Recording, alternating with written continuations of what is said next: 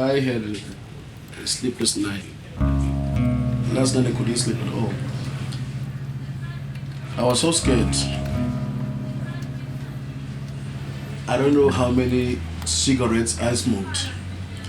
Because I remember like last night, like most of my friends were there at my place. Like they were just there like as they usually do. And they were busy like playing PlayStation. I just wish like I could just press the escape button, or if there was an emergency door to life, emergency exit, just go through that door and just go and be on the planet on my own, without stressing about this thing.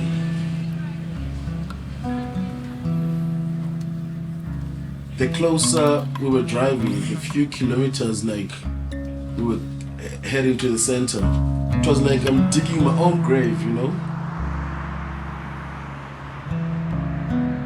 Fear is natural. He asked me last night that do you want to do this? So I said, oh yeah, I will. Then I doubted that. No, I'll not do it. Decisions like this, they're not made overnight. They're well processed, and because you have to prepare your mind, your heart and soul. Because the thing is this: if you just say you're gonna do it, and then you find out that wait a sec, I'm positive. So now you have to struggle with how you yourself gonna accept it, and how your family gonna accept it, how people that you are impacting gonna accept it. So now there's more question that comes afterwards.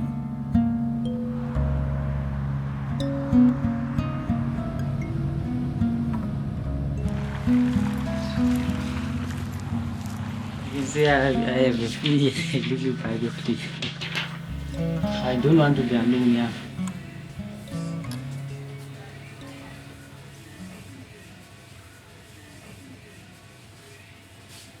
It's for my own benefit at the end of the day.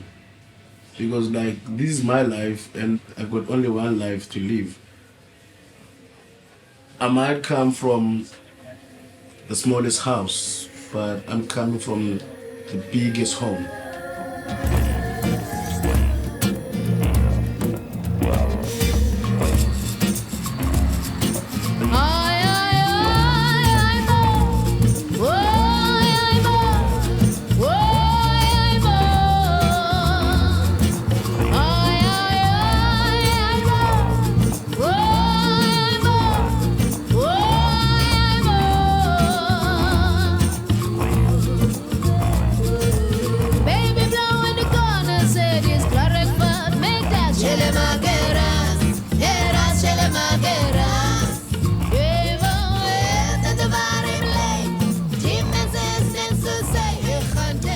My name is Busiso Jali, but here in the township I'm living in, I'm known as Spook.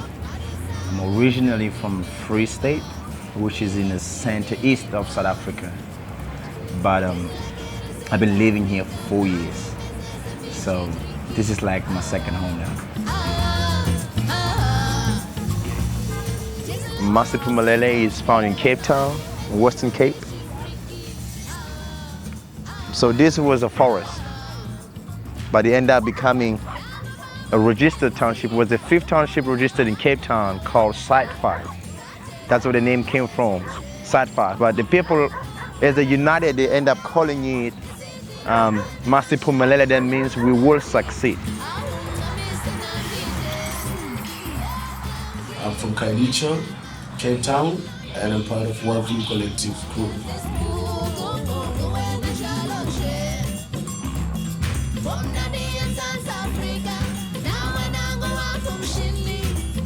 Mainly, most of our stories, like we focus on our community in Khayelitsha, but not only in Khayelitsha, we focus mainly like in all Cape Town townships. Like Khayelitsha, like is the biggest township here in Cape Town. So Khayelitsha, I think, is the place that you can get like everything that you want. If you want stories like from black suburbs, you can get it from Khayelitsha. If ever like you want like middle class, you can get them in Khayelitsha. And if ever like you want the poor of the poorest, you can still get them here in Khayelitsha. In South Africa, you find a lot of segregation.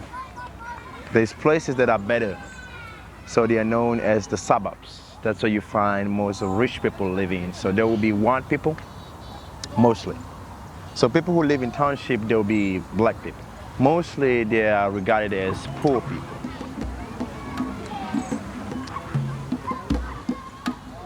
Africans, especially as you find them here in Massey, they don't even know that they're poor.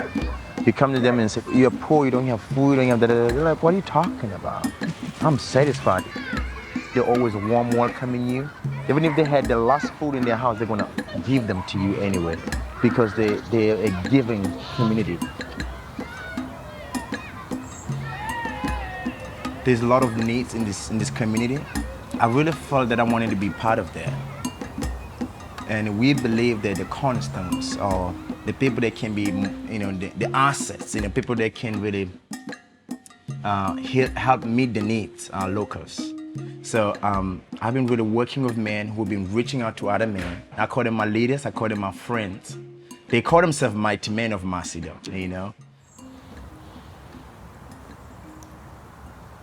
Massey is really beautiful. We have a lot of issues in Massey. We have drug abuse, we have alcohol abuse, but the one that is really big is HIV.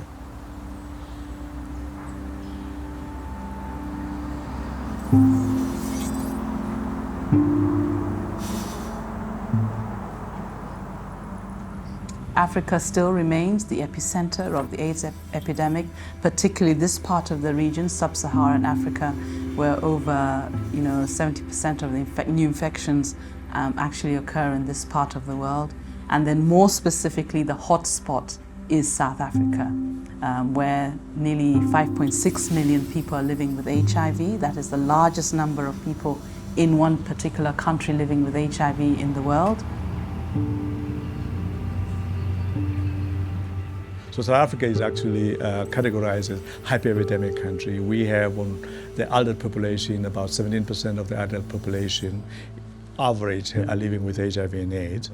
Just about 29% of pregnant women who go to antenatal clinics are actually HIV positive.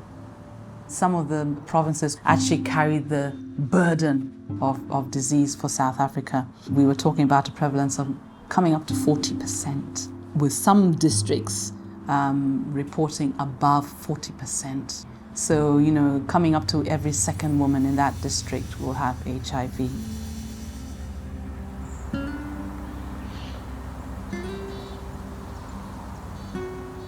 HIV is like many other conditions that disproportionately affects marginalized populations. And if you don't have power, you can't necessarily affect change that's necessary to prevent new transmissions and to treat the disease.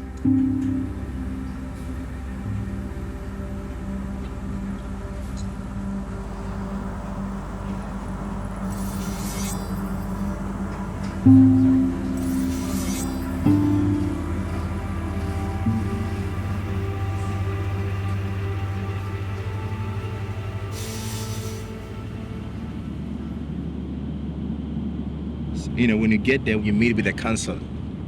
But then when you're sitting with the counselor and explain, the whole process and everything, so it becomes more intense, right? And then they will ask you a question: do you really, really want to do that?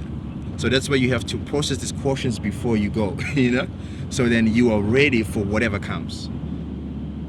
But you want to be ready, though. I just wanted to ask a couple of questions. Have you had HIV tests done before? I had one long time. Long time 4 years ago. 4 years ago, okay.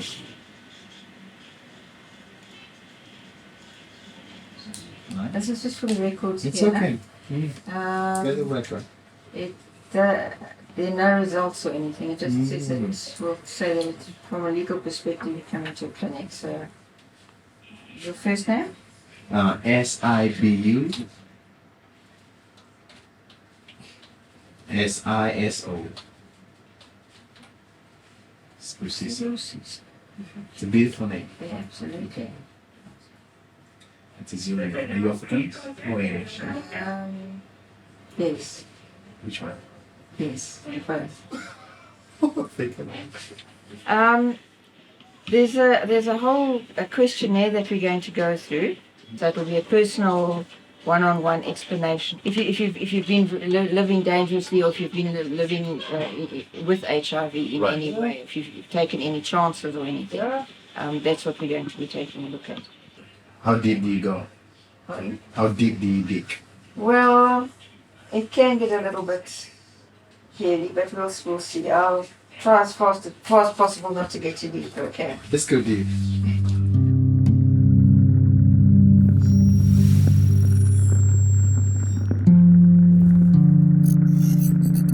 Most gay men have never heard of gay compromise syndrome. Gays with that illness look normal.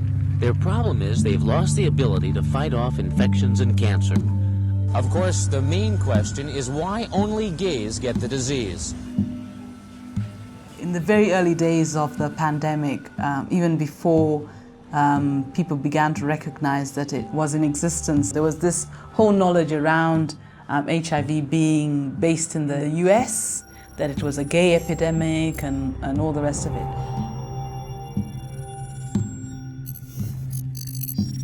The risk for AIDS is not being a homosexual man, and the risk for AIDS is not any of the other groups. The risk is the behavior. By the time in the late 80s, when scientists really came to recognize that, people are losing a lot of weight, there's this whole, the diarrhea, what we called slim disease. It took a little while before scientists put 2 and 2 to make 4. I lost, I think, a third of my primary school class. During the 80s and early 90s, a lot of people lost, a lot of lives gone.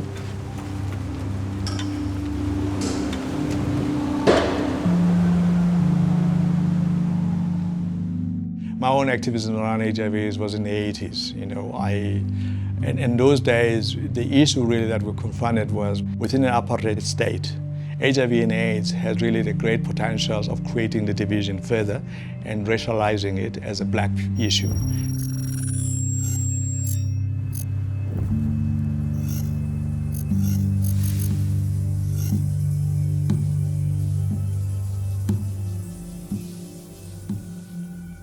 We were pursuing the issues around how do you really bring HIV and AIDS as a public health issues, de-racialize it, and actually deal with it as a human rights issues. We were dealing with, on a race basis, being black and white. The colleagues that we're working with who were actually dealing with the issues around homophobia. In the early 1980s, this was a disease of people who, at that time, were on the edge of social acceptance, let's say. Men who have sex with men, people who are injecting drugs. But we had concurrences because both of us were really faced with a disease which is dumb, doesn't know color, doesn't know anybody, but actually creating that fear.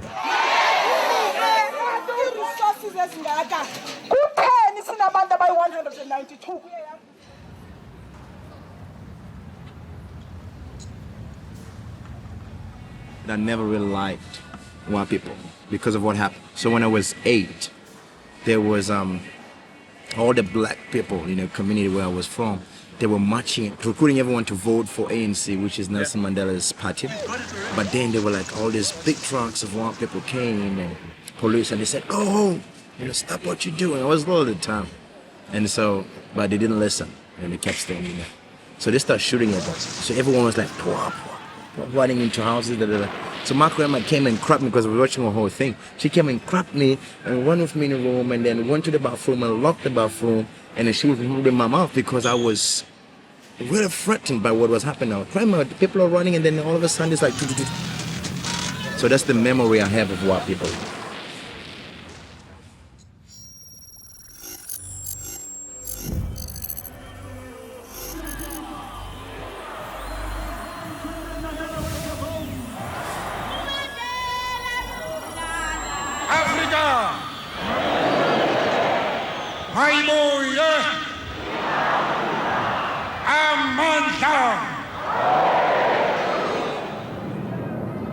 When Nelson Mandela got out of prison, everyone thought, okay, the king is back. It's time to take over the land. He said, okay, you know what? You're just going to go ahead and hit white people and do the same what they did to us. So Nelson Mandela said, no, you don't do that. You forgive. People had wounds, and Nelson Mandela just said, cover them up. You know, it's like, you know, you had a wound and you just cover it. It's not healed. Post-1994, obviously, we were grappling with the issues around what does it mean for the country. And then you can imagine that we've just celebrated the whole Uhuru, and we think, you know, there was a lot of thinking around how the country is going to look like, you know, the issues around the primary health care, what will be the change, and then suddenly being told that there's this big problem.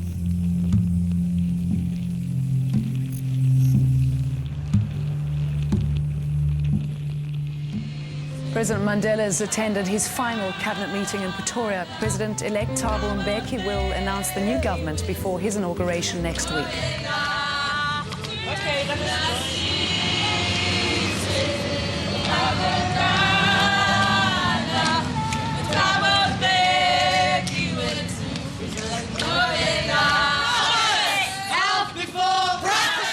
I think at the political level, there were a lot of challenges. I mean, the president is on record as having questioned the idea about whether HIV/AIDS causes AIDS.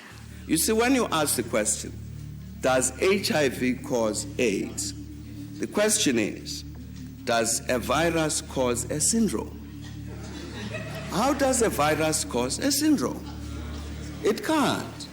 The feeling we were getting was that there was a lot of speak about an African solution. We're going to deal with this in our own way. We don't need the West to tell us how to deal with this epidemic.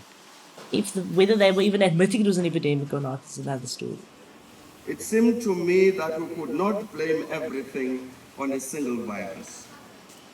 Him and his Minister of Health at the time, Minister Mantu Shabalala Msimang, their level of denialism was so severe and so high that they were causing the deaths of many, many people by not allowing them access to antiretroviral medication. And I think very soon we should be able to put some of these traditional medicines on the shelves so that people can use the traditional medicines and they are cheaper than the antiretrovirals.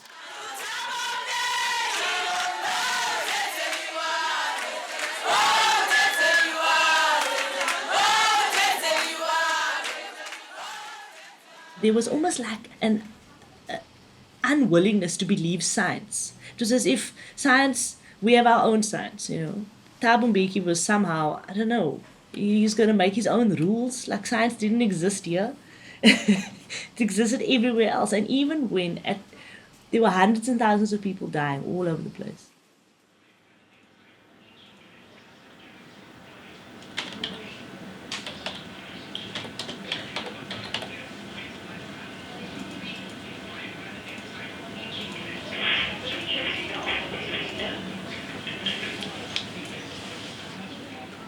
I've got a brother who's HIV positive.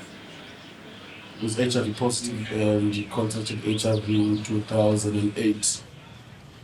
When I heard that he got HIV, I did strong, first of all. At first I was very angry. Like, how can it be so stupid, go and sleep around without using a condom, especially like in this generation. And he knows that this thing it's in your face. You know, and there's also we've got a hospice in our area where you see these people are dying of HIV. So we grew up in that thing when I was still small. He was down and out, very sick, extremely sick, and the reason why he got so sick was the fact that he did not want to accept that he was HIV positive. You know? One thing that helps HIV needs to really grow bigger in mass and be contagious is we have what we call sangomas, which is traditional healers, traditional doctors. What they do is they encourage people to stop going to take their medications as soon as they start coming to them for help, because their medication has to do with ancestral worships. So ni ase benzongo? Ni ase benzongo? Wetlands, ne? Yeah, the green wetlands. Oh, Dearborn. Okay. Going to a clinic or a seemingly modern or Western healthcare environment is kind of renouncing this traditional sense of cultural identity. So that's where a big complication comes in as well, because people are just torn because they want to be honest and they want to know the truth about their medical condition, but there's these kind of competing truth claims, like a medical perspective and then a traditional African perspective. it's difficult for people to know who they can trust.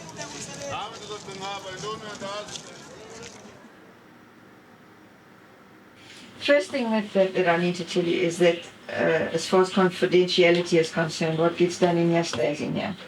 All right, and it's your constitutional right. Witnesses, you said that. Yes, and it's your constitutional right for me to ask them to leave when we do the testing. Okay. So If I create a testing. pardon? If I create a testing. If you agree to test, even for the conversation beforehand, you've quite within your rights to say, would they please leave? And I can turn the camera off too, just tell me and I'll put it on. Okay. All right. When we're doing this test, we are going to be using a rapid HIV test. I'm not going to open it right now, just in case you decide not to go that route. My uncle he went and tested by a local clinic. And what happened is the doctor told him that he is HIV positive, and he was like completely in denial. When he got home, he said that it's impossible for him to have gotten HIV, you know. And then he went to a Sangoma. A Sangoma told him that he doesn't have HIV, he's just being jinxed by whoever. Sangomas never tell who the person is. So he actually believed as the Sangoma. And by then he completely refused to take the ARVs. My uncle chose to believe what he understands. That's in that case what the traditional doctor said. So he ended up dying because he refused to take the medication.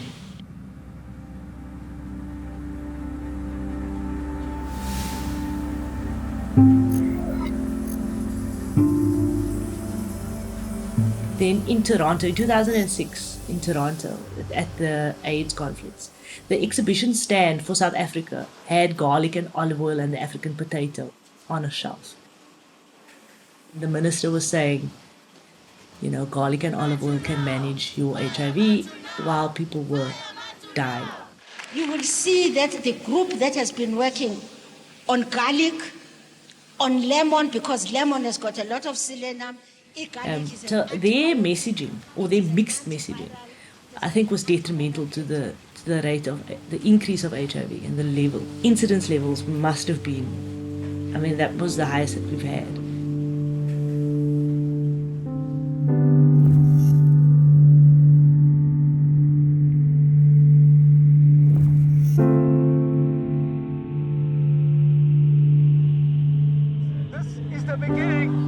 This is the beginning of struggles throughout Southern Africa to ensure that we get drugs.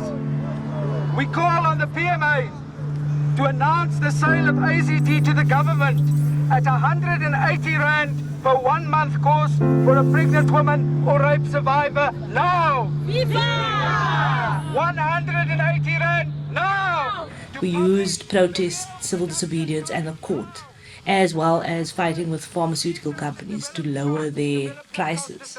They spend more on Viagra than they spend on our health. Community Media Trust started by Jack Lewis and Zaki Ahmed with the Treatment Action Campaign, which was a huge organization which fought for antiretrovirals to be made available in the public health service in South Africa during a time of huge denialism by the government at the time. It started out as very much as a right to health, a right to live, because at the time so many people were dying. It was a very obvious, these are the medications that help you live with HIV and the government's not giving them to us. So we had to fight basically for the right to access to medication in the country.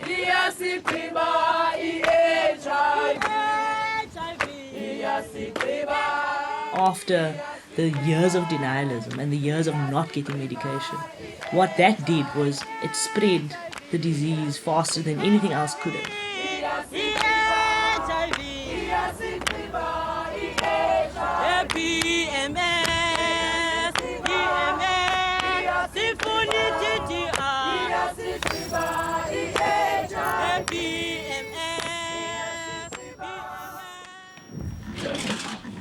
I've only got the gentian. Ah, here we go.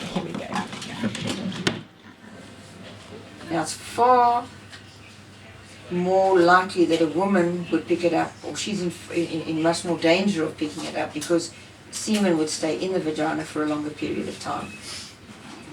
Okay, if the man is infected.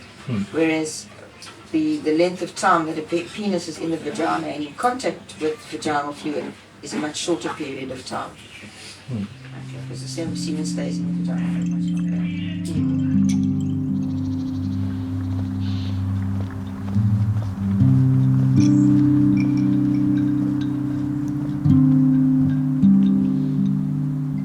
You'll find that the epidemic in South Africa is a feminine epidemic, particularly at around the ages of 25 to 35, where the highest levels of infection happen in the females. But that's the same across the continent, what we call feminization of the epidemic.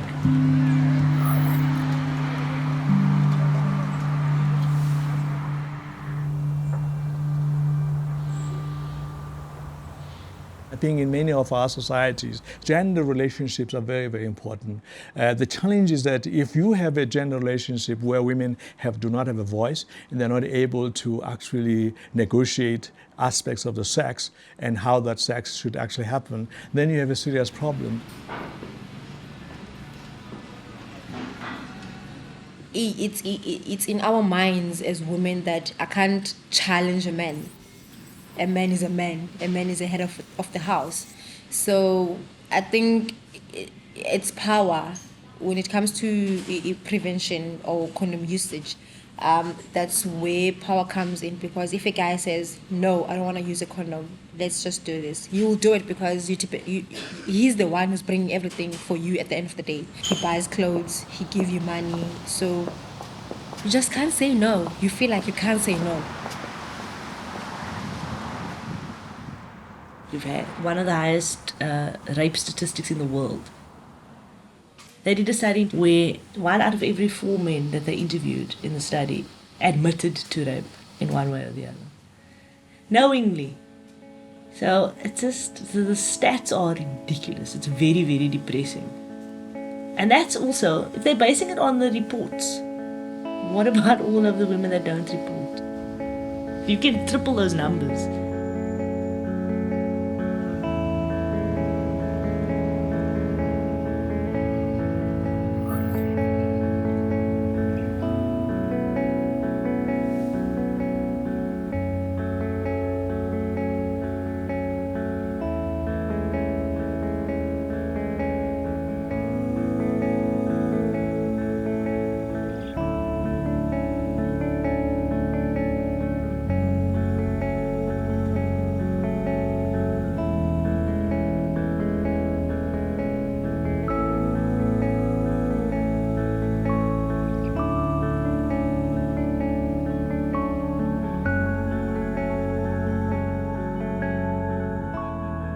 Women were never going to get to a point where they were going to be able to negotiate safer sex because of the sexual discrimination, because of the gender inequality, because of the second-class status of women.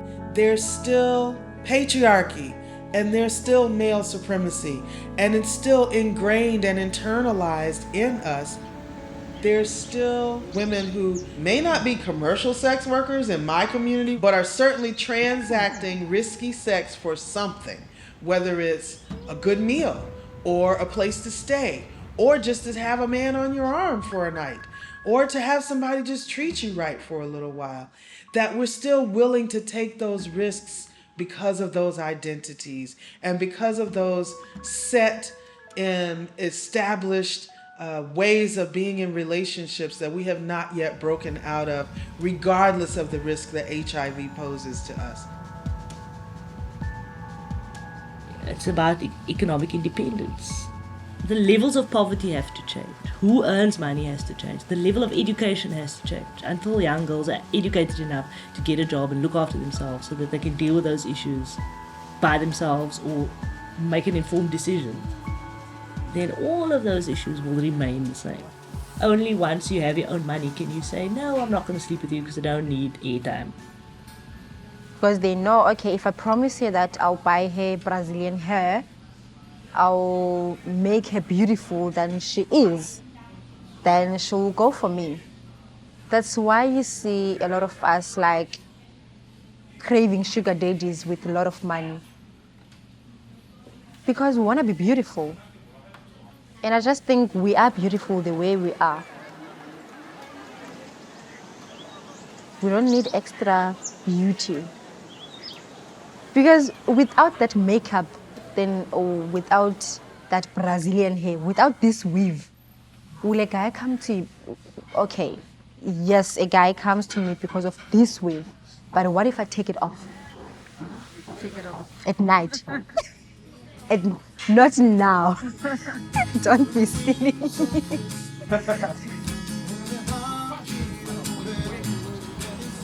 Most of the relationships are men-women, that men need to be part of the targeting around the messaging, so greater involvement of men, making sure that we've got gender equality as we program further. So, what is our goal, this man? What is our goal, right? What is our vision? I was such a ladies' man, quite a ladies' man. So I didn't really respect women. I didn't see value at them at all. So because of that, I would date a girl, and then if I'm dating this one, I would look for another one, if I'm dating this one. So I really never respected them, but I was really looking for answers. I was really looking for answers and saying, I want something that can make me to be me and to be a faithful guy, learn how to be faithful. I started having a group called Men Up, Men Up. I call it Men Up. Is them say, we tired of the way we're living. So they say, we don't want to cheat on our wives. And the single man who says, we don't want to be, messing around or sleeping around. We want to be pure. The same thing you will do to your sister, do it to the woman you meet in the street.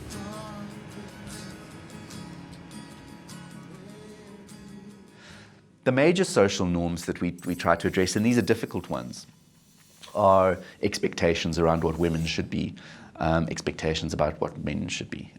Those are very, very difficult to challenge the stereotypes of motherhood, the stereotypes of a man being entitled to sex, being naturally promiscuous, etc.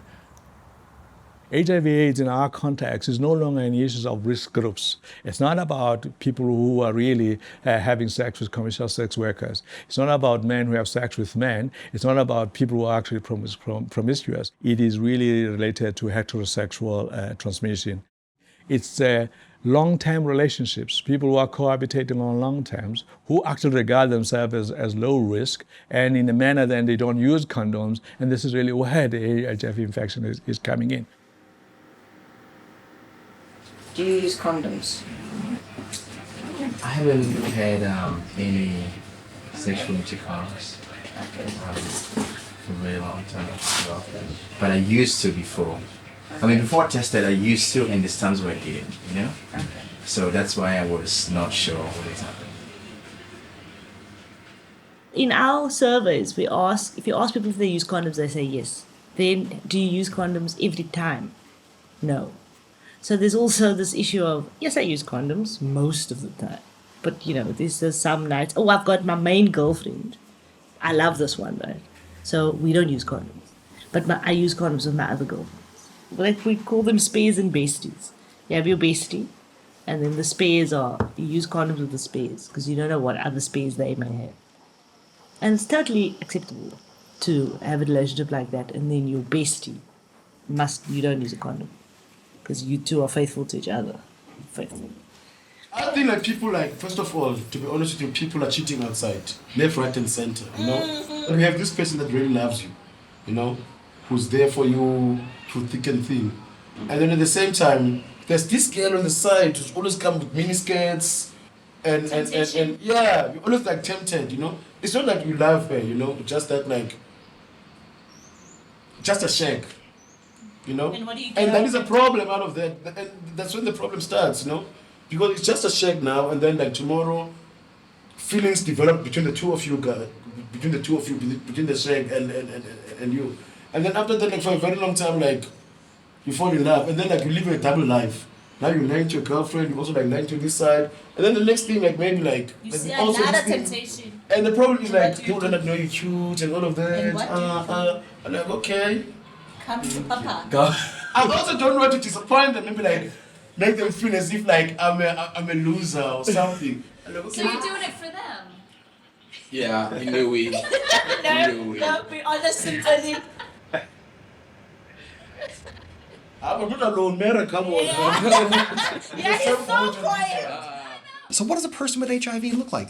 They look like you and me and everybody else until they get very sick.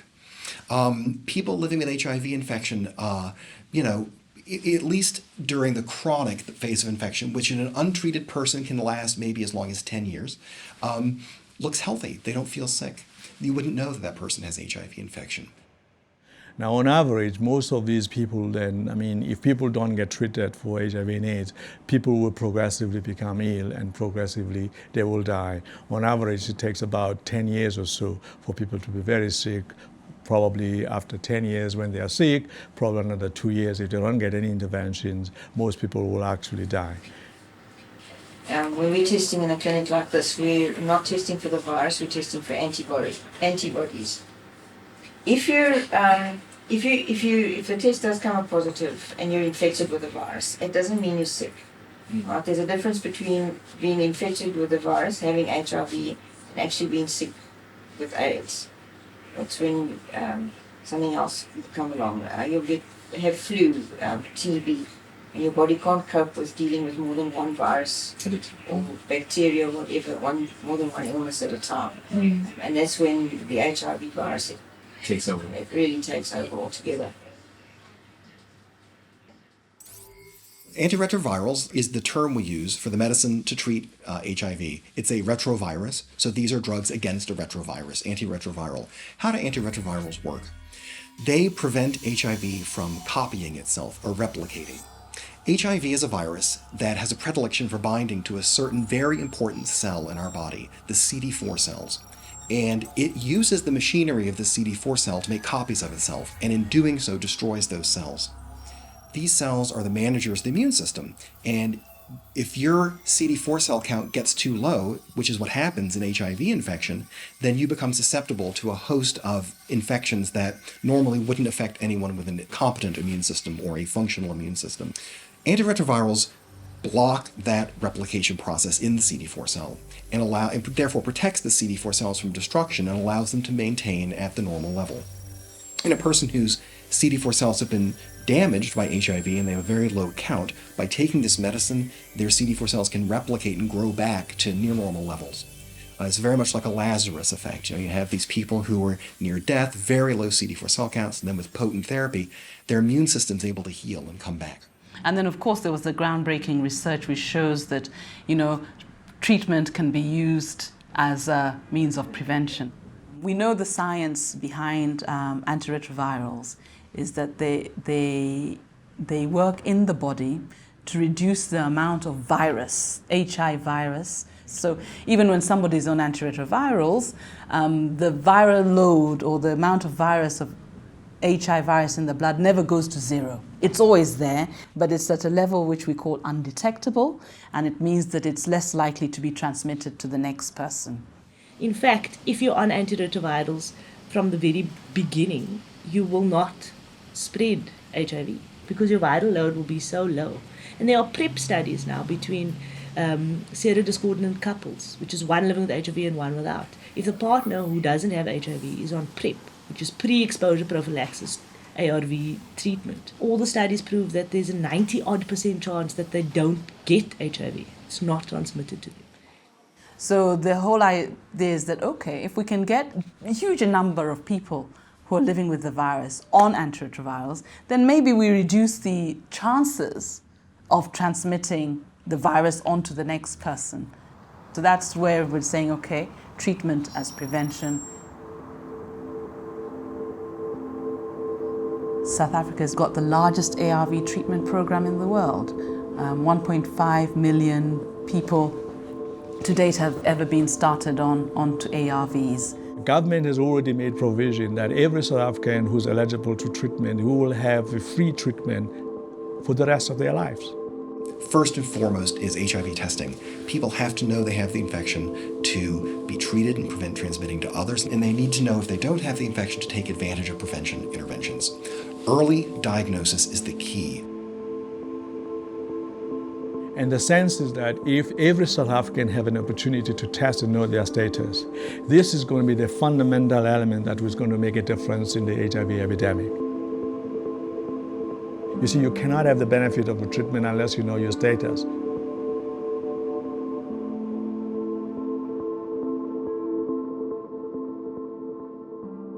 You guys all know your HIV status? Yes. Okay, good. Yeah, right. Everyone's gonna say yes. That the last time I went to go and test, it was in 2010. That's what he said yesterday. He said 2010. No, it was last year. When last year? Last month. No, last year was last month. Give him a chance.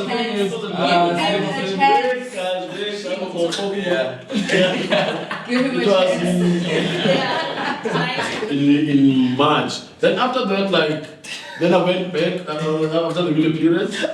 That was in March. What has been your period like? In June, I went back in June. Then still clean. Then after that, I am still until today. I don't know that. He doesn't know that he's not lying to us, but he's lying to himself. He doesn't know that. Mr. Casanova. We're still lying to know.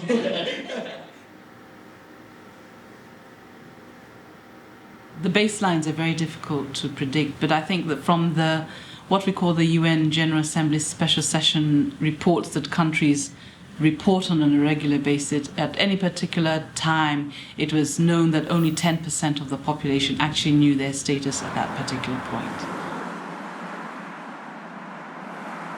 People don't know because they never tested. So, and they keep living life like they are negative. If you are negative, you are negative. If you are positive, you are positive. We don't change. Even if you are not going to test. You've had an HIV test before, you say? Yes. And how long ago was that? Somewhere around May. Okay, and the result of that test? It was Negative. Just a few questions here that will tell us whether you're living a lifestyle that puts you into This is a fun part. a risk You assessment. want me to turn the camera? No. Or I can step out. We can step out of here. No, it's okay. Okay. It does get a bit hairy. Yeah. Have you ever shared needles or syringes with anyone? Using drugs or anything like that? I would say. I didn't use anything except heroin. Whiskey. I didn't use anything. Right. Are you sexually active? Me sleeping. Yeah. When I first, no, I don't. No, I'm not. Right. Okay. And have you been in the last 12 months? Sleeping? Yeah. No. No. Okay. So not in the last 12 months. Yeah, I do different things, you know. Do you sweat at night? No. Okay. So you haven't had a fever in the last little while. I'm talking about a fever that probably stays there for weeks on end. Yeah, but if these things are not there, then you don't have AIDS. Probably not AIDS because it's the signs and symptoms are not there for AIDS. At the moment, AIDS definitely no. Virus maybe yes. In a recent HIV counselling and testing campaign, the aim was to test 15 million South Africans. But to tick a box and say that you've tested 15 million people or 10 million or how many ever is not enough. It's not just good enough to go for an HIV test once when government has a huge campaign and they aim to test millions of people. It should be something that's part of the social fibre of communities of going for regular HIV testing. It needs to become part of that social fibre. There was a general assumption in South African society that what we needed to do to prevent HIV was to get everybody knowing how to prevent HIV. The logic was simply that if people know that HIV causes AIDS, that AIDS can kill you, and that you can prevent HIV by wearing a condom or not having sex or being faithful to your partner, which is not true, but that if people knew that they would then change their behavior. Condom is number one. It's my money in my wallet, and then the first thing when I open my wallet is the condom that I see. And using a condom, and what if it breaks, Gilbert? What's going to happen? you should buy condoms, not use the government condoms, you know? What's the difference between the government condom and the one you buy? It's the same thing. It's the same thing, but the government condom is too thick. You just like pump like 3 times, 4 times, and then maybe like you try to change positions, and then it's dry, you know? Come on. And I don't like to play like dirty games, you know, because like I don't have like the other life like to play about, you know. This is my only life, and I want to keep this life, live a positive life, like so that I can create a legacy and for the next generation to see, you know. So I need to play clean all the time, you know. But you know you're supposed to still get tested every 6 I months. know that. That's why I say I'm arrogant in that part, because I know that I was supposed to be testing each and every time. Play clean and in what way, my friend? By sleeping with one chick or by sleeping with 2 chicks a week? By using a condom. Using a condom. Is there a particular reason why you don't use a condom? Too small, do they break easily? No, it's not that, to be honest. Like, You know how to use it? yes. You do. Okay, so it's just sometimes it's in the heat of the moment you just don't use it. Okay, that's absolutely normal, and lots of folk do that. Okay, do you think that you've been at risk of being infected with the virus, either through sexual conduct, using needles that somebody else has used? No needles. No needles, No. definitely not. Okay. You don't think your partner's been unfaithful? I have no idea. Okay, now that's the second time I've asked you there, but that's good. There were very high levels of knowledge around HIV, very high levels of knowledge, especially among young people, about what causes HIV, how you can prevent it, etc. And yet, their behavior in all of the surveys that were done was still very much skewed towards high risk. And the majority of new infections were still coming from young people. So if it was true that knowledge alone could prevent HIV, then we should have turned the tide on HIV about 15 years ago. The fact of the matter is that knowledge on its own is never going to change behavior.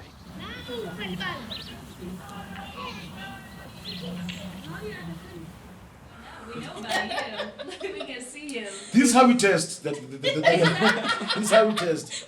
Girls. We just make girls pregnant, and then she must go and test. And if she she comes comes back back negative. Then, You know you're negative. then I know I'm negative. You know, this is how we test, like in the hood.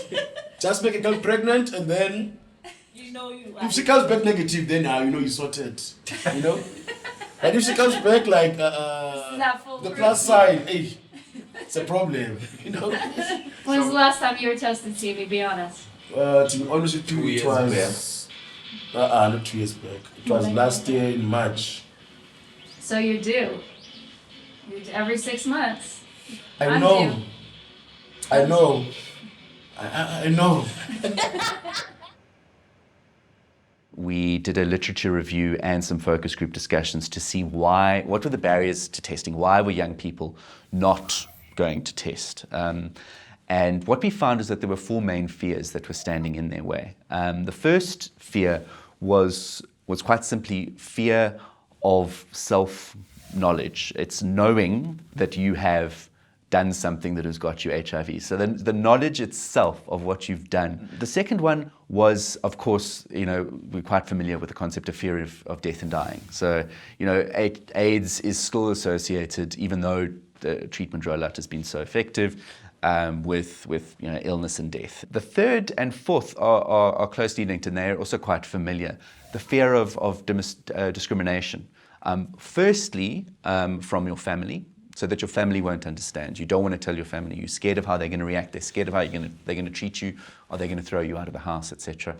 And then fear of the response of friends and community. So your social setting, reacting negatively towards you, denying you opportunity, treating you badly, alienating you, etc. If you have to confront the fact that you may be someone who's doing something that puts you at risk for HIV infection that the rest of society may not endorse. So you may be a man having sex with men, you may be injecting drugs, you may be a woman who's having multiple sexual partners, these sorts of things. If that's a problem that you can't face, and society is burdening you with that, it can make it difficult to go and get an HIV test.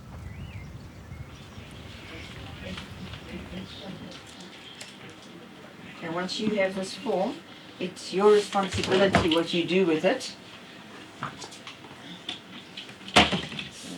The revealing status is something that not everybody wants to do, positive or negative.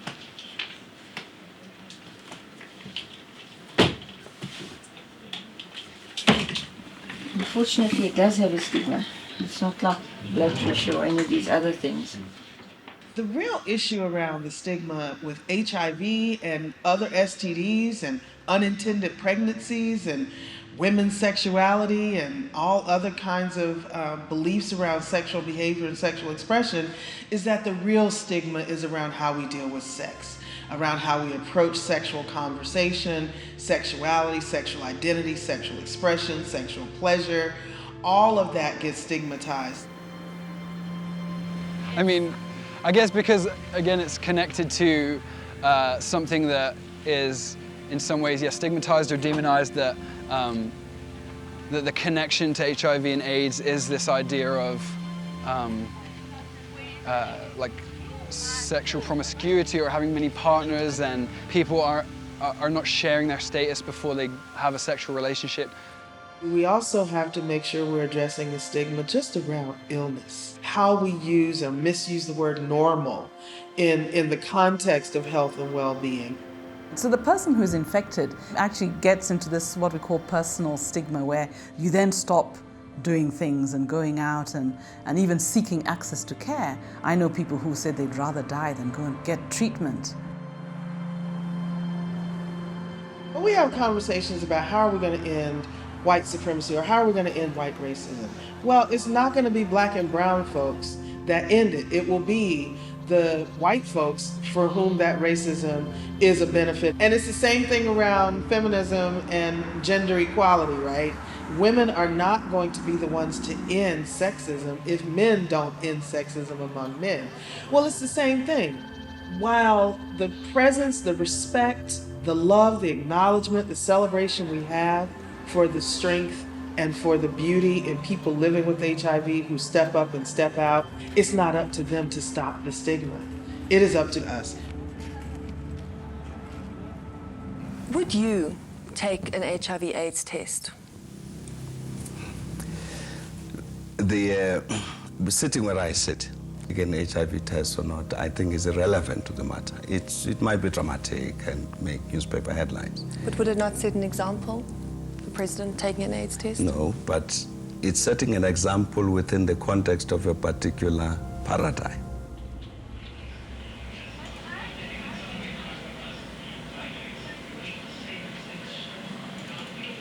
What I need for you to do for me right now is, after having gone through that, you wanting to test. Honestly, I don't know. I feel like it's still, I don't know. It's mentally for me, because I made this decision that when I get my girlfriend, then I want to go do this. So I haven't.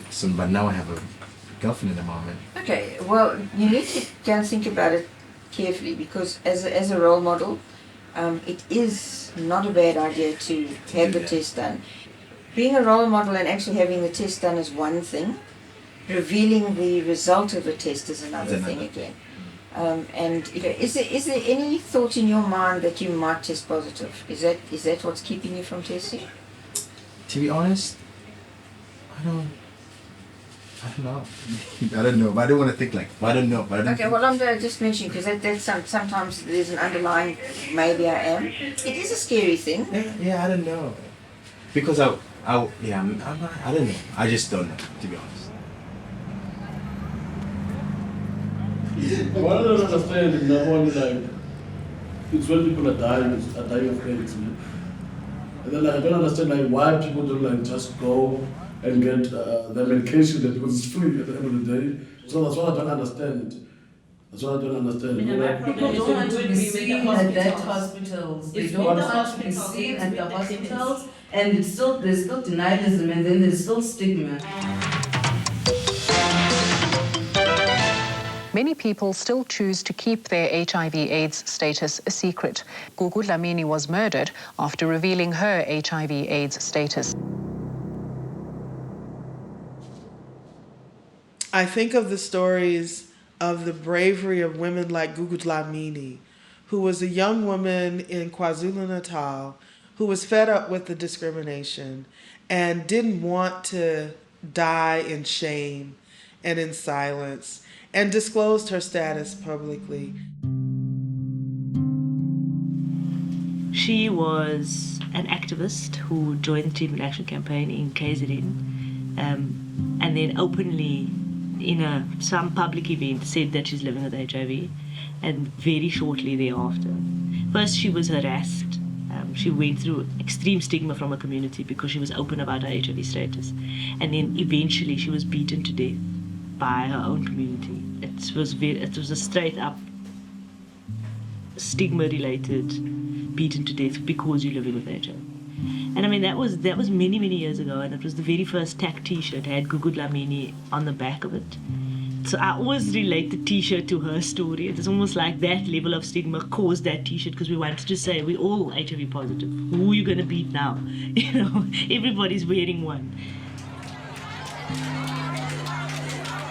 We have to acknowledge and live in the light of what makes us different, but we have to do our work at what makes us common and what brings us together. And that's the same way that we're going to address stigma in HIV and in sexuality and in people's rights and in people's dignity. When a sister's sitting next to me who is just as fly and as beautiful and as engaging and doing, all of her own ambitions, going to school, getting the job she wants, doing the work that she thinks is the career path for her, and then disclosing that she's HIV sends a different message that resonates with women in a different way. Our flagship television show is called Siyanqoba, which means overcome in Zulu.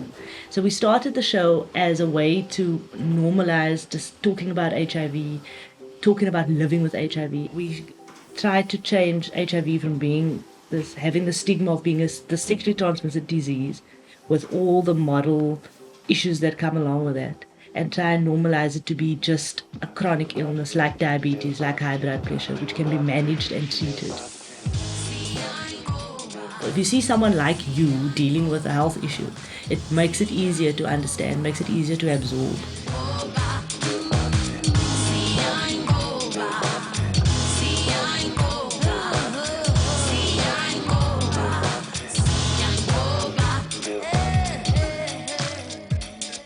Molweni, namkelekile kuSiyanqoba Beat It, inkqubo ekhuthaza intetho ngezempilo, ngezesondo, ngeziyobisi, ezokuzinakekela umzimba nokuziphatha. UBeat It ujongana nemicimbi ebalulekileyo ngezempilo ezweni lethu. Ndingunokubonga Yawa, ndiphila ne-HIV. As people who are living with HIV, we're always faced with the challenge where we have to disclose our status. Talking from experience, like it's not an easy thing.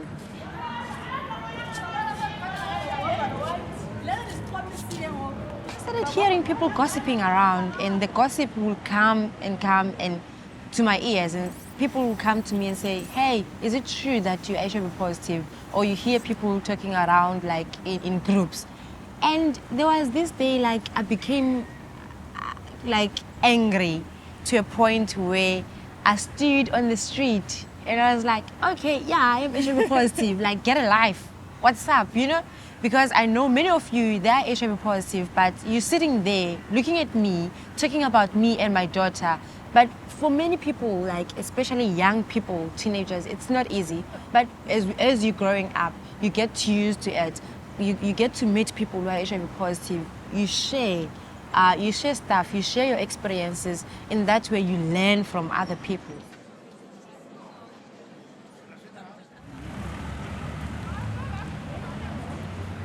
When I was tested, I was at the clinic. I was not sick. The sister asked me, do you want the test? I said yes. She told me that before I test you, I have to do some counseling. I told her I don't want counseling. Test me. I want to know my status. Okay, she said she do the test, then we talking. Now, after some minutes, she's not talking. I asked, what?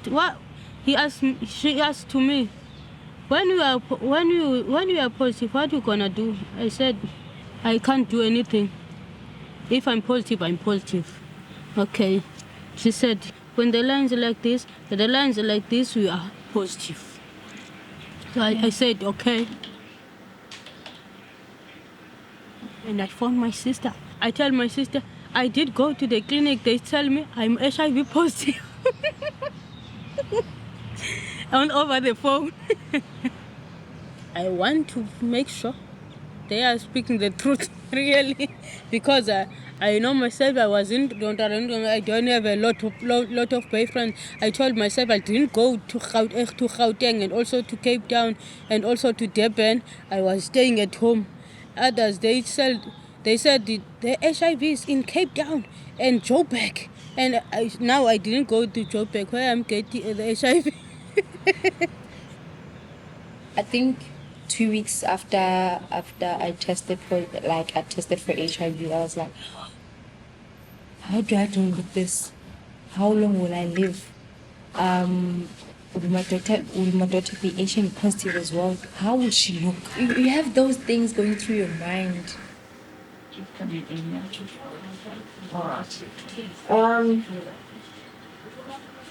If you had to have the HIV virus, it's not a death sentence. Okay. There's a difference between having the virus and actually having AIDS.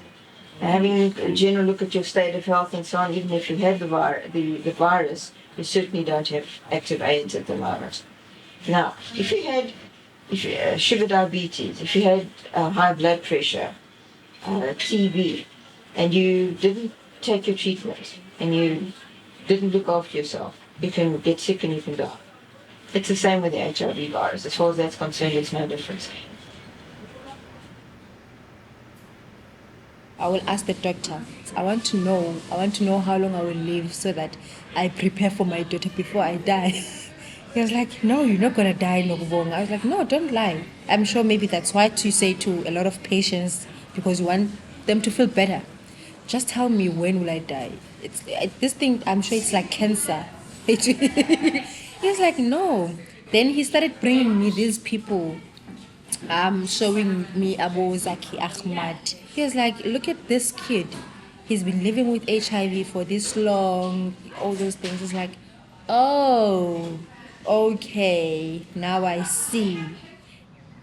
I'll say today I'm strong, I'm who I am because of the people around me, who are surround me, organization that surrounds me, where I went and say, hey, I need information, I need to do this, you know.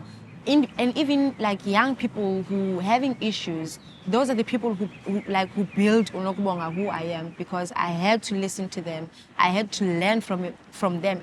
Since I've became open, like, I've seen a lot and I've heard a lot and people have shared a lot of stories. My name is Nokubonga Yawa.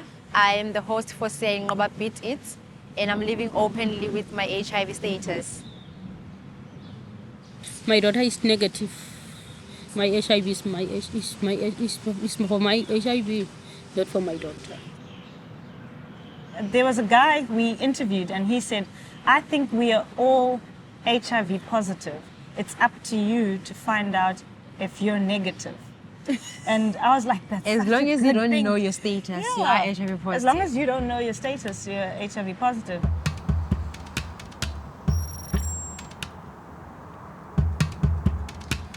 HIV/AIDS treatment in South Africa is completely free. So all we really need to achieve is to make sure that every single person in South Africa knows their HIV/AIDS status. HIV is here, it's now, it's all of us. The more people who test and the more we normalize the whole issue around HIV, then HIV-related discrimination will also come down. I think for us is that you can't resolve the problem by biomedical intervention only. You really have to combine it with a very strong behavior and understanding what people need to do. but there are also very embedded social issues that has to be addressed as well. So given the challenges of designing programs in Africa, how can we embed testing into the ordinary social fabric?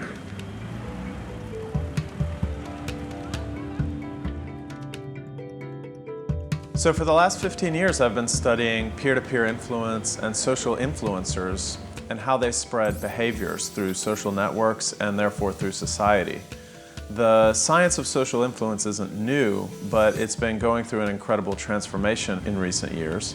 Social influence was only observable to a very small extent prior to Facebook and Twitter and email and mobile phones that now give us data on not 1 or 2 people interacting in a conversation, but 250 million people sending messages that are time-stamped to the second. That kind of data can really give us an understanding about how information and behaviors are diffusing through social networks. This newfound ability is giving us really a new lens on human behavior. And I firmly believe that we're on the brink of a scientific revolution, and a revolution in our understanding of human behavior.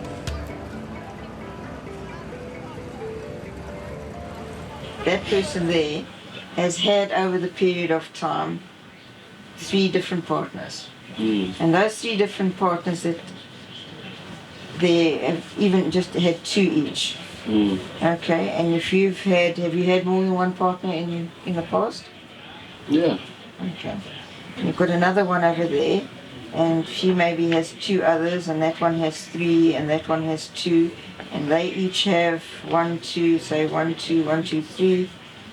Can you see what's happening? Because in reality, what happens here now is that you're not sleeping with one person, and you haven't slept with one person as far as the virus is concerned. That's you, but in reality you've slept in with all that multitude that everybody else has also slept with, because the virus could have passed through any one or more than one of those people to get to you in the end. And that's a scary thought. It's a very scary thought, because It's a scary thought, but it's a reality. Oh, it's an absolute reality. The epiphany for us in thinking about how to apply the science of social influence to the prevention of HIV transmission came when we really thought about what kind of a disease or virus HIV really is. It's a social disease. It spreads through social contact, which leads to sexual contact, and that's the primary mechanism through which HIV is transmitted. So we said to ourselves, why can't we reverse that logic and spread interventions against HIV the same way the disease spreads itself, namely socially? Why can't we think scientifically about spreading HIV testing through peer influence and social influence from person to person to person? Social support has a powerful and unique ability to directly counteract social stigma. In the end, this is a social disease. It needs a social cure. The more we know and the more human connections that we make, the less stigma that we allow to flourish. So that's why I think normalizing conversation around sex and sexuality is really important. This is my African mama. Hi. Mama Wendy. I think, you know what happened in our community is that our community, our locations are very small. So I think we've got a lot of HIV because of that. And then really, if you can come and talk about it and the other people are talking about it, everyone come, and then even the kids that are growing up, they can be very fluent about it, because I'm really worried about the kids. Maybe they are not fluent. Like for instance, I'm the mother. I don't want to lie to you. I'm scared to talk about it to my child. So if someone like you, So probably or don't like speak you, about it, right? Exactly, it's our culture. I can't help it. But even someone like you and you come and talk with her, she will know more than me, because when he came in my house, I'm not talking about it. So I know there won't be something wrong.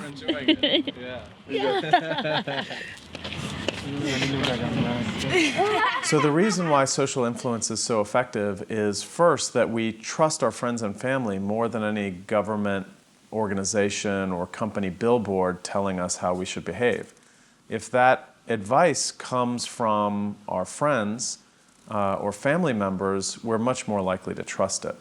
Secondly, our friends and family know us so much more intimately than an advertiser or the government does. So they know how to speak to us in a way that will most effectively motivate us to change our behavior. And I think it's something that we're, like everybody really hungers for, is that connection with other people that's authentic. Do you know what I mean? Yeah, I think people are looking for voices. They're looking for a way they can see the change that they want to see in their country and in their communities. That's why we're looking for guys like this who will be, social influencers, people who impact their community towards things that are life-giving, towards things that are positive, towards things that, just promote healthy ways of living. So we've studied this question specifically. What are the characteristics of influencers in a society? And we have conducted multiple randomized experiments on hundreds of millions of people to get at the essence of how social influence moves behaviors through society.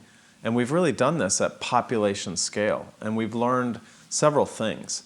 First, it's not that there are 1 or 2 or 3 popular influencers in the world. Influencers are all around us. They're in our schools or in our community programs. They are particular people who are looked up to at work. They're you and they're me. Certainly there are people who are just naturally charismatic, naturally open-hearted. But then we've also seen people develop into that kind of personality. And the big indicators for that have been really a sense of personal identity, knowing what people having an ability to understand themselves in context, and so they know who they are.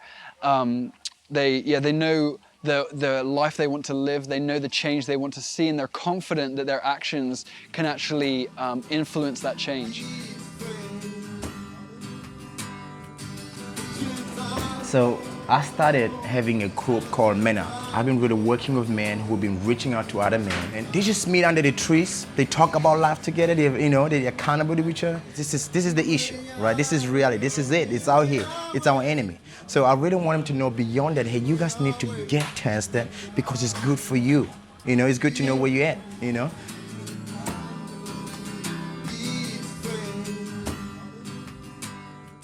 We're looking for local young leaders. We're looking for your friend, somebody that you look up to, your older brother or sister, somebody who lives in the same street as you, same social background as you, who's facing exactly the same social challenges that you are, but is responding to them in a different way. We're waking up each and every day, like we're making films and we try to change people's lives and we try to change people's perspective on how to view life, and also like we try to heal people at the center with the stories that we tell. And we tell these stories like these are stories from Khayelitsha. It is a place of dreams, and dreams are possible to be realized in Khayelitsha if ever you have like the good support of people around you, like for example like my team, But I still remember the first time I met, I came to know CMT. When I came in, I was scared, but as much as I was scared, I wanted to do this for the community, for the rest of the young people in South Africa, to learn from my experience and learn from the story that I'll be sharing with them. I'll say today I'm strong, I'm who I am because of the people around me, who are surround me. There's an old saying they used to say, when one hates, we're all hating, When one is rejoicing, we're all rejoicing. So it's more about them doing it as a unit. We should all treat ourselves as if we are all HIV positive, Go there, support each other, so that the next person next to you who is HIV positive, because like if ever like we're gonna say like all these HIV positive people should go and do that, then like we are still like isolating them from the society. The entire society, we should all be part of it, Go forward, fight for it.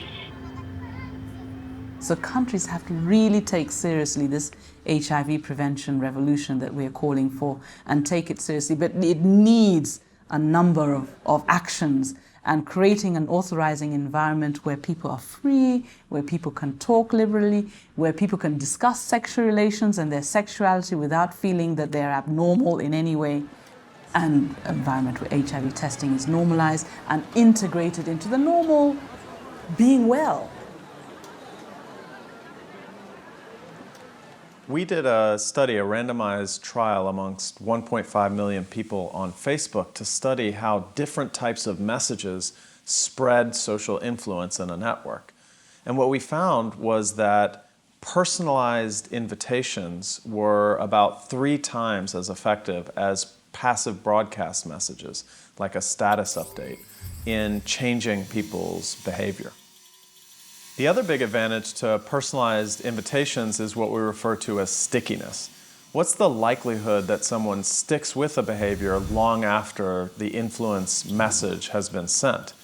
It turns out that people are much more likely to stick with the behavior and make a habit out of it upon receiving a personalized invitation. By the way, we're going on Friday. We're gonna all go get tested. I hope you guys come. To be honest, okay, I will come. It will be a quantum leap. I'm coming. Okay. I'm coming. No, like, I should know, like, sooner than later. I've been, like, asking my girlfriend, like, for a very long time, like, we should go and test, we should go and test, we should go and test.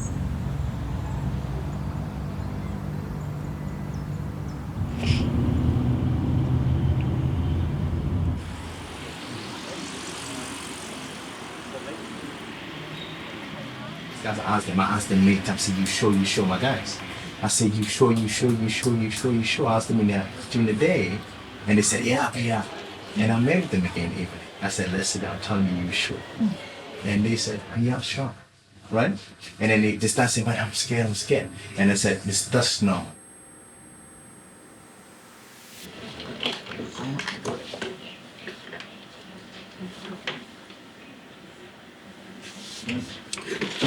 Different for high blood pressure, sugar, diabetes, something like that. Okay, you make it all really easy. Okay, so you've got that. Do you have any questions? I really feel like this was good. Questions you had. The questions you had were really good. So then that's it? That's all you asked? Basically, that's it. Then you just need to decide then whether you want it to be tested now or whether you'd rather wait then and do it with your girlfriend or whatever. Yeah. No, I think I'd rather wait. You're gonna wait. I'm really scared, I don't know to lie. I'm extremely scared. I'm really, like, even now, I'm 99.9% close to tears. I'm a filmmaker myself, you know, and I always have fear of things might always go wrong, you know, each and every day, you know. But at the same time, that fear, I always try to find a path, like, to overcome it. And at the same time, not to try to run away from it. If this is the situation, then be it, you know, then be it. And at the same time, like,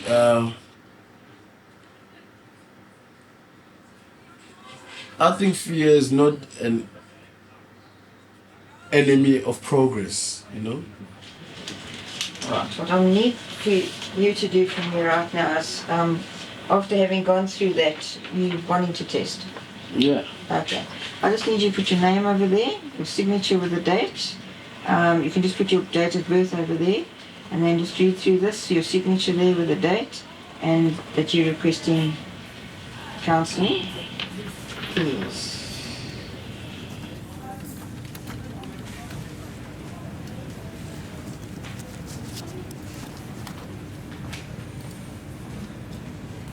Have you been tested before? Yes. How long ago was that? It's been a while, I don't know. 4 years, 3 years? 2. 2. Just to have an idea, and you were? Negative. Negative at that stage, okay. Do you know the HIV status of your partner? The last time she also tested, she was negative. Okay. And that's a while ago? Yeah. because I wanted to come here with her, but she was also scared. And you're ready now? Yeah. Okay. You may fill in the consent form there. I want to ask you another question at the moment. Okay. So what I'm going to do is I'm going to just prick a finger. I'm going to use this one. You tell me that this one has less nerve endings on and you don't feel it quite as much. Just a little prick there. Stop.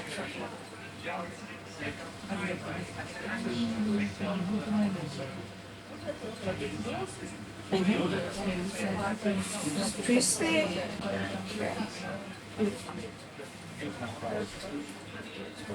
In there.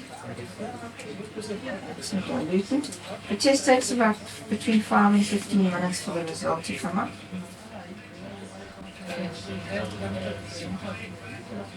Now it's doing that.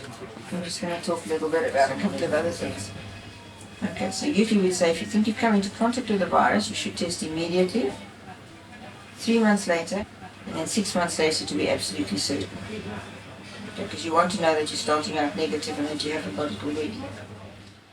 That just tells me where you've, that you do sometimes have risky behaviour, so you could have exposed yourself to the HIV virus. I'm extremely scared. But at the same time, I think this is positive fear. You know, it's not a negative fear. It's not like this will be my deathbed or my last supper or something. No, it's not. You know, it's kind of like the same thing with women that says life starts at 40. You know, life started testing on this in this stage. You know. After you tested, like, and you know your status, you know, you live a positive life, a free one. And if one line develops opposite the C, that's a control line. That means you're testing negative. The test has worked properly and it's negative. If more than one develops, then you're testing positive. Right. Right. If you were to test positive, what is the first thing that you would do?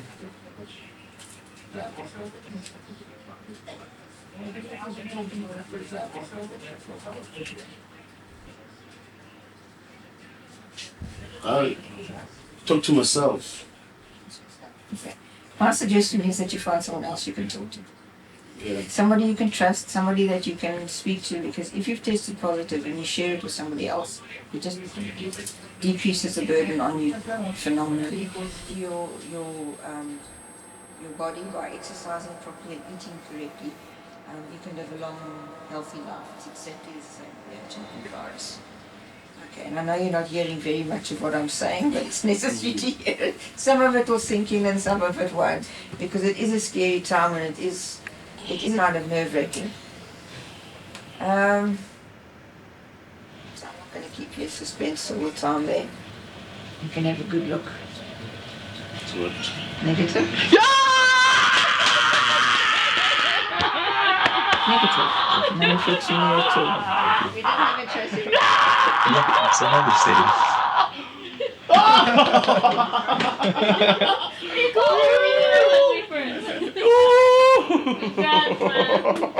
Congratulations.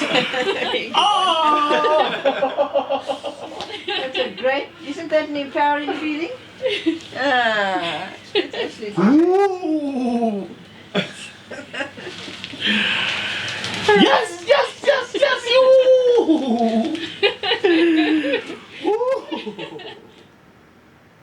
If you're uncertain about something, that sort of makes you uncertain and doesn't give you feel as though you haven't got control. Okay, basically what it does is if you have knowledge one way or the other, it does give you that power. I know that I'm negative, or I know that I'm positive, I know that I've tested, I know exactly where I stand. I know how to live my life from here forward. I'm calling my girlfriend. I'm calling my girlfriend. Let her come along and she'll be a lot Oh, I'm the man. But at the same time, no sleeping around without a condom. It's like you said earlier on, it's like getting a fresh start. You've just said it yourself. You're not going to take part in that risky behavior. That's extremely important now. Can I confess one thing? I lied when I said I did test before. Okay, that does happen sometimes, yes. Was this your first test? Thanks to you guys. Well, guys don't know how I feel. It's like a huge burden has been taken off my shoulders. It's empowering, isn't it? It is. It is. It is. I wish I could take more. You want to do it again? I need you just to put your name there, sign there, and put the date, and then I'm going to put a stamp on it for you. Thank you.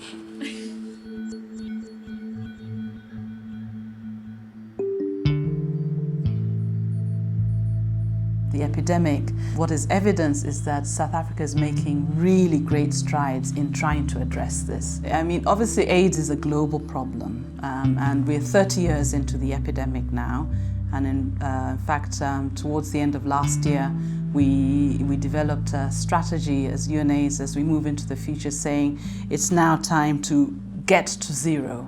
And hence our new UNAIDS strategy, which is really around what we are calling 3 zeros, really aiming and saying it is possible to achieve and really target 0 new infections, HIV infections, 0 preventable deaths due to HIV and AIDS, and 0 stigma and discrimination related to HIV. So globally, there's certainly been progress over the 30 years, but there's a lot that we know that could be done.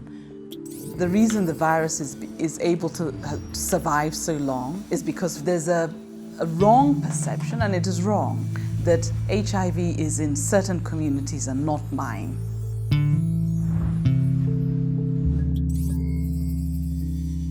In the United States, a CDC estimates that there are approximately 1.2 million persons living with HIV infection.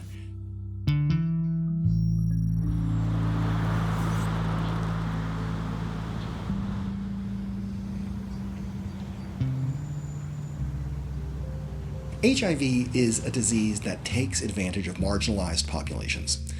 You know, in the United States, it disproportionately affected men who have sex with men. Today in the United States, HIV disproportionately affects marginalized persons of low socioeconomic status, of color, and particularly people living in the Southeast United States. Here in Atlanta, about 87% of the women who are diagnosed with HIV are Black. So that in and of itself is an immediate parallel to the burdensome role that women of African descent play in the global epidemic of HIV. When you have someone like a President Thabo Mbeki, who was an AIDS denier in the early 2000s, and a lot of people can hold him as his Minister of Health. We can hold him responsible for probably the unnecessary deaths of thousands, if not hundreds of thousands of people. Well, that's not that much different from what the gay community had to hold Ronald Reagan accountable for in the late 80s, for denying the fact that HIV and AIDS was a public health issue, that it wasn't just this issue of gay behavior, that he, up until just right at the end of his second term, was also an AIDS denier in his own way.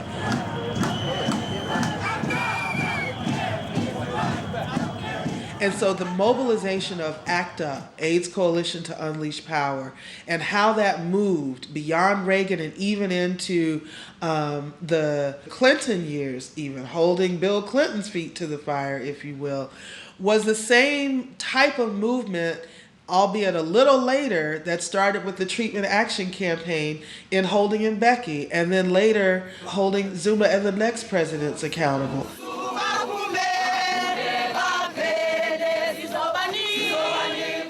All the member states of the UN got together, all 189 plus countries, saying that This is a possible vision, and a lot of countries worldwide have actually adopted those 3 zeros as their own national goals. In order to be able to do that, we're going to have to do things very differently.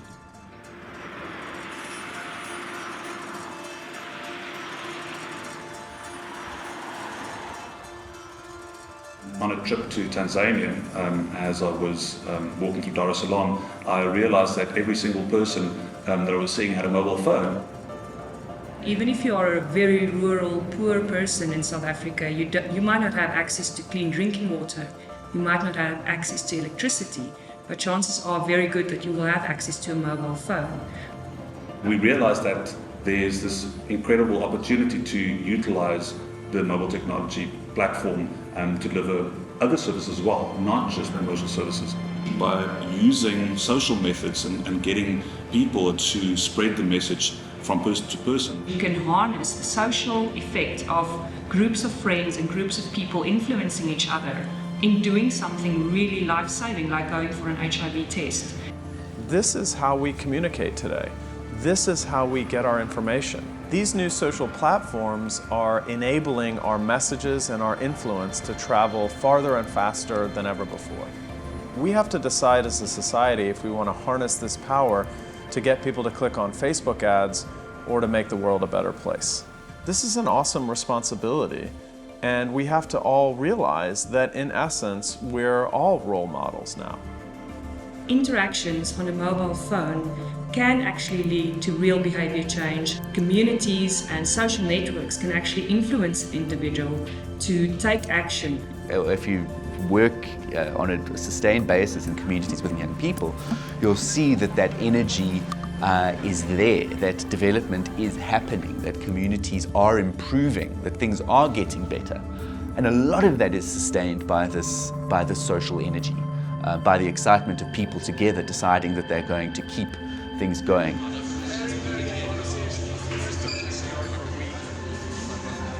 And still today, like I spend maybe 2 hours or 3 hours before I go to bed replying on Facebook messages, BBM, you know. I kind of like it. I like it. Yeah, I like it a lot. You gotta be able to stand up at the end of the day and do something for yourself. We used to have to count on governments or NGOs to spread the information that would generate social change. But the transition from corporate media to social media has made social movements accessible to all of us, even the most marginalized populations. We all now have the power to create social change in the palm of our hands and in our pockets right now. I too am an influencer. You too are an influencer. This is something that each and every person needs to do. As I said before, like this needs to be like a part of your of our lifestyle. You know, it needs to be part of our lifestyle. If ever like you wake up in the morning and take a bath, you know, it should be something that you say like each and every 3 months I must go to test. You know, it should be something that you sleep, that you eat, that you dream, you know. When you convince one person to change their behavior and then they convince at least some substantial fraction of their friends to change their behavior, it creates a cascade or a contagion of HIV testing through the population. It's nice to know, isn't it? Yeah. It's a good feeling. It's now time to get to zero. 0 new HIV infections, 0 discrimination, 0 AIDS-related deaths. To realize a future without HIV, we've got to get everybody tested and treated. Everyone has a role to play in preventing HIV infection. Get tested, know what your status is. If you're positive, get treatment. That's part of our personal responsibility as a citizen, every one of us. This is our platform. This is our medium, and we're going to decide what kind of culture we develop with it. Stigma can only exist where people are continuing to choose not to be informed and not to take that information, to see, think, and feel differently about that information. The science of social influence and these new interventions have the power to spread positive social change at a scale that we've never seen before. By seeing someone from their community, it really encourages them to learn and to pass on the message, because that's the idea, for them to receive the message and not just to sit down with the information, but to pass it on to other people. So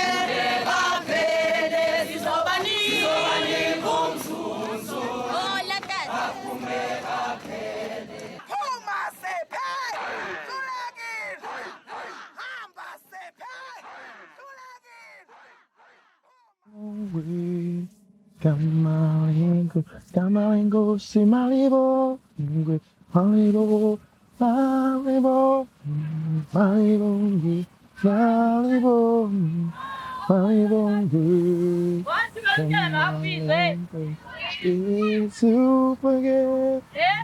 Upangin,